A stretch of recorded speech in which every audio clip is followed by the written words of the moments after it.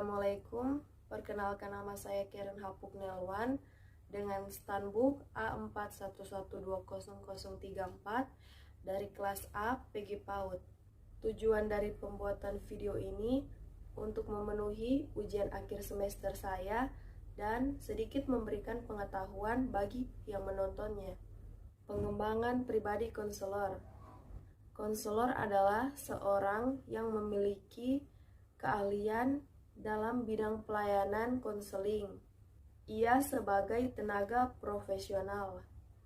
Selaku konselor profesional harus memiliki kesadaran dalam melakukan pekerjaan dengan menampilkan kebutuhan pribadi seorang konselor. Seorang konselor dalam menjalankan tugasnya harus dalam keadaan sadar dan menampilkan kepribadiannya sesuai dengan keprofesionalitasnya. Syarat petugas bimbingan dalam hal ini adalah seorang konselor di sekolah diantaranya adalah sifat kepribadian konselor. Seorang konselor harus memiliki kepribadian yang baik. Kepribadian konselor yang berperan dalam usaha membantu siswa untuk tumbuh. Kepribadian konselor merupakan unsur penting dan merupakan instrumen yang menentukan bagi terwujudnya hasil-hasil positif konseling. Kondisi ini akan didukung oleh keterampilan konselor dalam mewujudkan sikap dasar dalam berkomunikasi dengan konseli. Apabila sisi kepribadian konselor ini dipadukan, maka akan memperbesar peluang konselor untuk bekerja secara efektif. Seorang konselor juga harus dapat menguasai emosinya terlebih dahulu, lalu akan merefleksikan kepada konseli.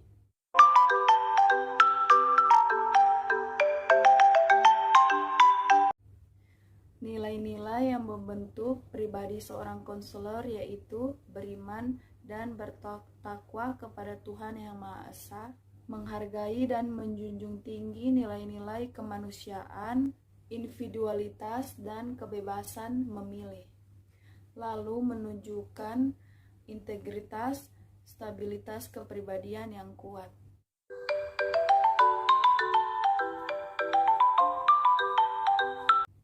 Sifat-sifat kepribadian yang dimiliki oleh konselor. Di antaranya yang pertama itu, konselor adalah pribadi yang intelijen, memiliki kemampuan berpikir verbal dan kuantitatif, bernalar dan mampu memecahkan masalah secara logis dan perspektif.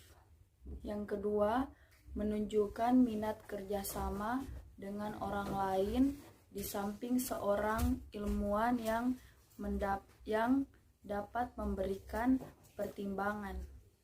Dan yang ketiga, konselor menampilkan kepribadian yang dapat menerima dirinya dan tidak akan menggunakan kliennya untuk kepuasan kebutuhan pribadinya, melebihi batas yang ditentukan oleh kode etik profesionalnya. Dan yang keempat, konselor memiliki nilai-nilai yang diakui kebenarannya, sebab nilai-nilai ini akan mempengaruhi perilakunya dalam situasi konseling dan tingkah lakunya secara umum.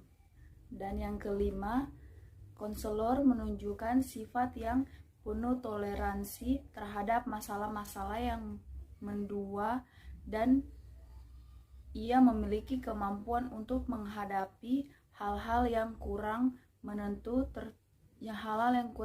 tersebut tanpa terganggu profesinya dan aspek kehidupan pribadinya. Yang keenam, konselor cukup luas untuk memahami dan memperlakukan secara psikologis tanpa tekanan-tekanan sosial untuk memaksa klien menyesuaikan dirinya. Dan yang terakhir yaitu yang ketujuh, komunikasi. Situasi konseling menuntut reaksi yang kuat dari pihak konselor, yaitu konselor harus dapat bereaksi sesuai dengan perasaan, dan pengalaman konseli. Bentuk reaksi ini sangat diperlukan oleh konseli karena dapat membantu konseli melihat perasaannya sendiri. Nah, itu tadi sedikit penjelasan mengenai pengembangan pribadi konselor yang saya pahami.